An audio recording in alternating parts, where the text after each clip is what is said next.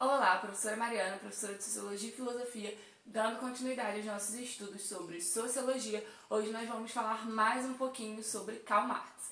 Se você não viu os vídeos anteriores, eu recomendo que você pause esse vídeo aqui, volte 2 vídeos que eu falei lá sobre o materialismo histórico dialético, a concepção de indivíduo e sociedade para Karl Marx no primeiro vídeo e sobre divisão do trabalho no segundo vídeo. Então, recomendo que você assista esses 2 vídeos antes desse para ficar mais inteirado aí, né, sobre o método que ele utilizava e como que ele estava pensando. E hoje nós vamos falar um pouquinho sobre mais-valia, que é um conceito que é muito cobrado, que aparece muito quando a gente fala sobre Marx, né?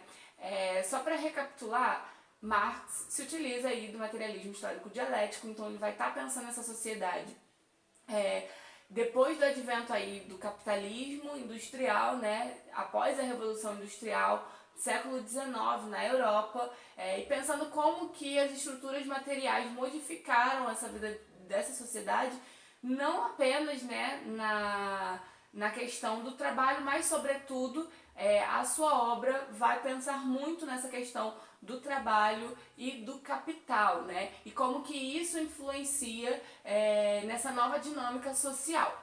E aí a mais-valia vai ser um conceito que vai aparecer muito aí quando a gente fala sobre Marx e é importante que a gente entenda um pouquinho o que seria isso. Pode aparecer também como mais-valor, né? Mais-valia ou mais-valor. Então, se aparecer em qualquer uma das duas formas, saibam que é a mesma coisa, não é pegadinha. Então, o trabalho, ele vai gerar um valor, né? O trabalho humano, ele gera um valor, né? Ele vai gerar um objeto que vai gerar um valor e esse objeto ele vai ser trocado por outro valor. É assim que funciona o sistema capitalista. A gente vende, né, o que a gente tem. E aí o burguês, que vai ser dono aí das condições materiais, então ele vai ser dono do maquinário, vai ser dono da matéria-prima, né, do local, ele vai contratar aí um proletariado, um trabalhador que tem apenas a sua força de trabalho para vender, e aí esse trabalhador vende sua força de trabalho para esse burguês. E aí esse burguês tem lá a sua fábrica que produz um produto e ele vende esse produto. Então, o trabalho do proletariado vai gerar valor aí num produto que vai ser vendido pelo burguês e que vai gerar um lucro para esse burguês. Então, a gente vai ter aí a matéria-prima que vai se transformar num objeto e esse objeto vai se transformar em lucro. O salário pago ele vai ser diferente aí do valor produzido. Por quê? O burguês ele vai pagar um salário ao trabalhador. E aí é onde Marx entende essa diferença, essa exploração e essa desigualdade. Porque o burguês ele vai pagar um salário para o trabalhador, mas não necessariamente esse salário ele vai ser de acordo com o valor que esse trabalhador produz. Esse salário não necessariamente vai ser de acordo com a riqueza produzida por esse trabalhador, de acordo com as horas que ele trabalha.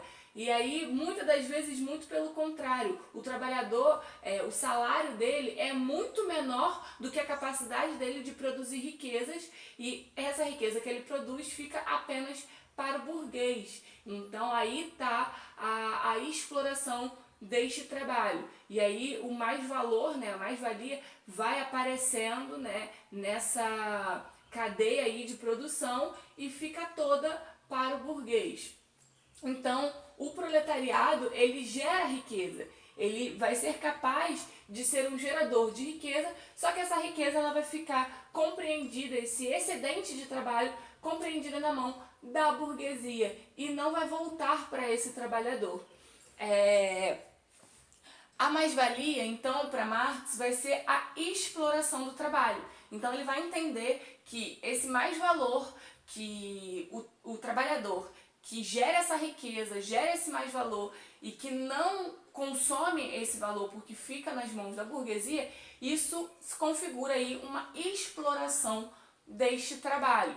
E aí, o lucro, né, dentro do capitalismo, a gente entende que para o produto ele tem que ser vendido acima do seu valor de custo, né? Então, se você faz qualquer coisa, você primeiro vê quanto que você gasta, né, de matéria-prima, quanto que você gasta pagando quem está fazendo, ou então, né, se eu sou empreendedor, eu tenho que tirar a minha parte, o meu salário, né, e aí eu tenho que ter um lucro para que eu possa até mesmo investir nesse produto, para que esse produto seja melhorado com o tempo.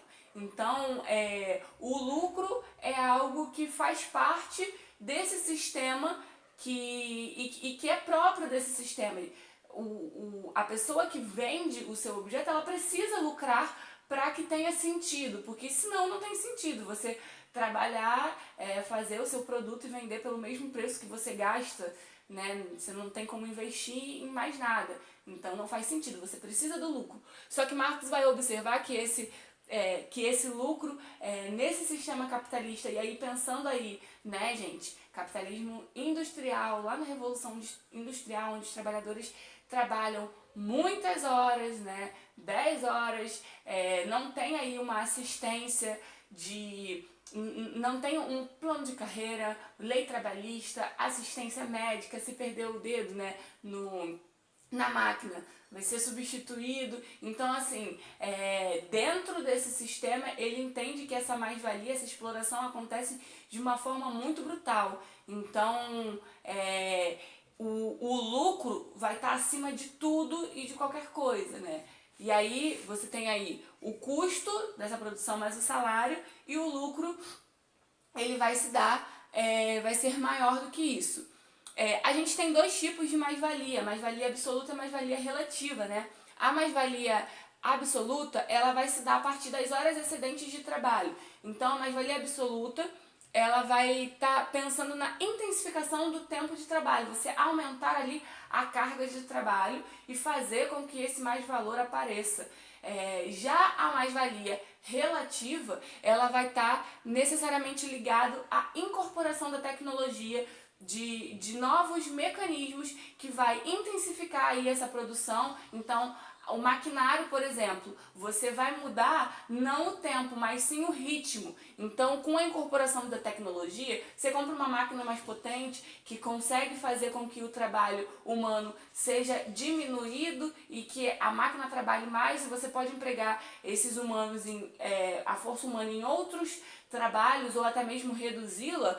Você vai ter uma intensificação do ritmo de trabalho, não necessariamente do tempo. Então, a gente tem aí a mais-valia absoluta e a relativa. E o lucro, ele é essencial na mais-valia relativa, porque se você precisa investir em novas tecnologias, né, esse investimento,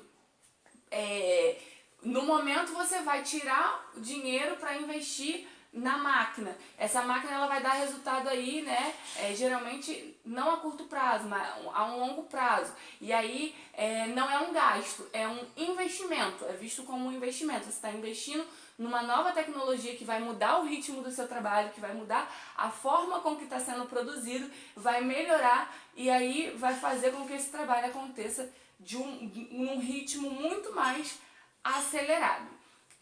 Eu vou encerrar por aqui a parte de Marx, mas caso vocês tenham alguma dúvida sobre algum termo, alguma teoria dele, pode comentar que eu trago mais, porque a gente precisa dar continuidade aí aos outros conteúdos de sociologia para dar tempo de falar até o Enem, né, o que mais aparece para essa disciplina.